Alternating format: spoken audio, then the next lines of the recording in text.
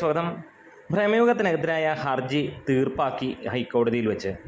പ്രമേഹത്തിൽ മമ്മൂട്ടിയുടെ പേര് വലിയ ഒരു രീതിയിൽ ഒരു ചർച്ചാ വിഷയമായിരുന്നു. കുഞ്ചമൻ പോറ്റി എന്നായിരുന്നു ആദ്യ ദിവസങ്ങളിൽ നമ്മൾ കണ്ടത്. എന്താണേലും അതിനെതിരെയുള്ള ഹർജി ഹൈക്കോടതിയിൽ വന്നത് കുഞ്ചമൻ കുടുംബം ആയിരുന്നു എന്നുള്ളതാണ്. അതായത് ആ ഒരു പേര് ഉപയോഗിക്കുമ്പോൾ ഇതിൽ വരുന്ന ക്യാരക്ടർ അവരുടെ കുടുംബത്തിനെ വലിയ രീതിയിൽ ബാധിക്കും. ഒരു പക്ഷേ ഇതിൻ്റെ കഥാപാത്രം നെഗറ്റീവ് ഷെയ്ഡിലാണെങ്കിൽ ദുർമന്ത്രവാദവും കാര്യങ്ങളുമൊക്കെ ആയിട്ടാണ് പോകുന്നതെങ്കിൽ അവരെ എഫക്റ്റ് ചെയ്യുമെന്നുള്ളത് അവർ ഹർജിയിൽ പറയുകയും ആ ഒരു മൂമെൻറ്റിൽ തന്നെ ഇതിൻ്റെ അണിയറ പ്രവർത്തകർ പറയുകയുണ്ടായി ആ ഒരു പേര് മാറ്റാൻ അവർ തയ്യാറാണ്, കൊടുമൻ പോറ്റി എന്നാക്കാൻ തയ്യാറാണ് എന്നുള്ളത്.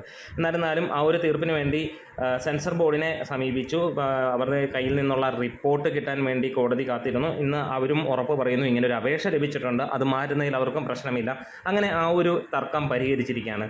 പ്രമേഹത്തിൻ്റെ ആദ്യമായിട്ടുണ്ടായ ഒരു കല്ലുകടി അത് തന്നെയാണ് എന്ന് തന്നെ പറയാം. ഈ സിനിമയിലെ കഥാപാത്രം ഏത് റേഞ്ചിലാണ് പോകുന്നത് എന്ന് പുറത്ത് വരുന്നതിന് മുമ്പ് തന്നെ ആ ഒരു സംശയം വരുമ്പോൾ തീർച്ചയായും ആ ഹർജി കൊടുത്തവർക്ക് ശരിയാണ്, അവർക്ക് അവരുടെ ഒരു കുടുംബത്തിൻ്റെ ബേസിൽ വരുന്ന വലിയൊരു പ്രശ്നം തന്നെയായിരിക്കും. അതിനകത്തൊരു നെഗറ്റീവ് ഷെയ്ഡിലുള്ള ക്യാരക്ടറാണ് മമ്മൂട്ടി ചെയ്യുന്നത്. പ്രത്യേകിച്ച് അവർ ദുർമന്ത്രവാദങ്ങളും ഒന്നും ചെയ്യാത്ത ആളുകളാണ് എന്നുള്ളത് അവർ കൃത്യമായി പറയുകയും ചെയ്തിട്ടുണ്ടായിരുന്നു.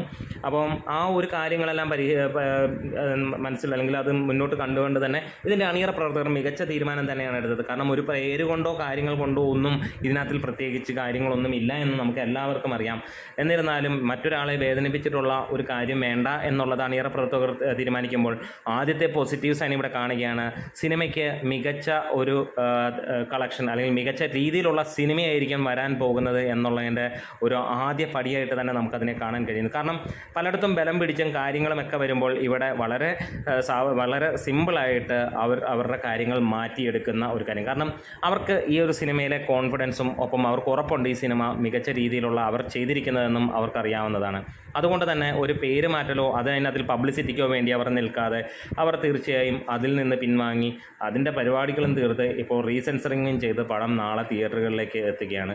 എന്താണേലും നന്മയോടെയുള്ള ഒരു മുൻനീക്കമായതുകൊണ്ട് തന്നെ നമുക്കൊരു കാര്യം പറയാം, നല്ലത് ചെയ്യുമ്പോൾ നല്ലത് തന്നെ വന്നുഭവിക്കും. അതുകൊണ്ട് തന്നെ ഇവിടെ മനസ്സിൽ തോന്നുന്ന ഒരു കാര്യം, ഈ സിനിമ ഒരു കൊടൂര ഹിറ്റായി മാറും. പ്രത്യേകിച്ച് ഇത് ഇനിയും വരുന്ന നാളുകളിൽ മലയാള സിനിമയുടെ ഐക്കണിക് മൂവിയായി മാറും എന്നുള്ളതിന് സംശയമില്ലാതെ അവയിരിക്കുന്നു എന്നുള്ളത് തന്നെയാണ്. എന്തായാലും നാളെ തിയേറ്ററിൽ നമുക്ക് കാണാം. അതിന് മുമ്പ് നമ്മുടെ വീഡിയോസ് ഇഷ്ടപ്പെട്ടെങ്കിൽ ഒന്ന് സപ്പോർട്ട് ചെയ്യണം. Great videos.